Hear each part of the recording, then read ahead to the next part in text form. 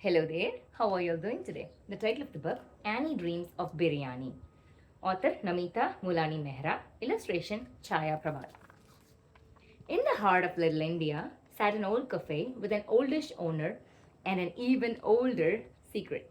And across the street from the Biryani cafe lived Annie with her ma and grandma. From her kitchen window, Annie watched her bustling neighborhood with its spicy smells and colorful crowds. As she chopped and whisked, Annie listened to the constant chatter of busy bikers, curious tourists, and weary workers. They were all here for the famous biryani made by the cafe owner, Mr. Arif. Everyone called him Uncle. By sunset, the biryani was sold out. Finished already! No more! Don't have! Uncle shouted. Annie felt bad for all the people being turned away. It was, after all, the best biryani in the world.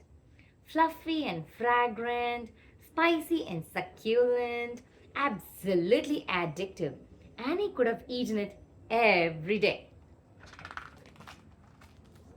But Grandma said only once a week as a special treat. So Friday night was biryani night. Best night of the week. If only I knew how to cook it myself, Annie thought. She could cook curries and koftas, roti and raita, but when Annie cooked biryani, it was never as good as Uncle's. There was only one person who could help her become a biryani expert and fulfill her dream. That is Uncle. Hello, Uncle. It's me, your number one fan. It smells so good in here. Is that cardamom? Uncle, who never smiled, simply nodded. But Annie wasn't discouraged. She was on a special mission. Every Friday, Annie asked Uncle a different question. Uncle, what makes your biryani a little spicy but not too spicy?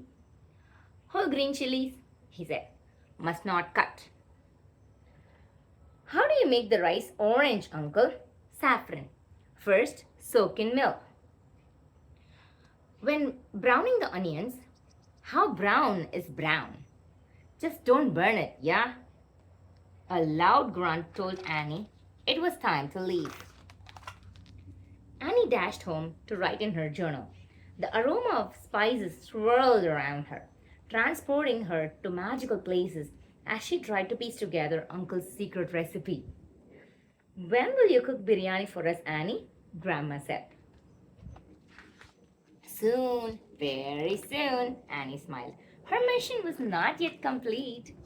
The following Friday, Annie started to ask, Uncle, is biryani... Ayo, only talking, no cooking. Why don't you try to cook it for once? He snapped. Uncle and Grandma were right. It was time. Annie rushed to the market. That night, she cooked and cooked and cooked.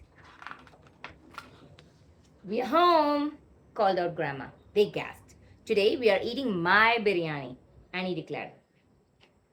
Annie, this is too good, Grandma said. The best, Ma added. Her biryani was pretty good, but it wasn't as yummy as Uncle's. Uncle, Annie said the next week, I did it. I made biryani. It was good, but not as good as yours. Something was missing. Then she whispered, Is there a secret ingredient, Uncle? Uncle said nothing. There must be, Annie cried. I have it all written down. See? Uncle raised an eyebrow and flipped through Annie's journal. He said.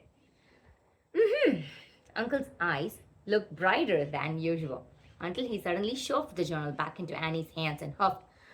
Very busy today. Uncle stomped off. Annie stood stunned. She clutched her journal and trudged home. We are back, announced Ma. Looking forward to some There'll be no more biryani on Fridays, Annie sulked. She threw her journal in a drawer and tried not to think about the cafe. Days and weeks rolled by, but Annie couldn't stop dreaming about biryani. The sounds and smells still danced around her. Her stomach rumbled and her heart ached. Another Friday came. Annie was done being mad and sad. It was time to bring back biryani night. It was time to complete the mission. Annie made a new plan. But when she got to the cafe after school, it was locked. No! Annie rushed home. Grandma, what happened to the cafe? Where's Uncle? Annie took a deep breath in. It smelled like Uncle's biryani. Am I dreaming? Uncle came looking for you, Annie. He left this. On the kitchen table was a bag and a letter. Dear Annie, enjoy my last serving of biryani. It's time for me to stop working. I don't have anyone to take over the cafe, and no one loves my biryani like you, my number one fan. So, here's a gift.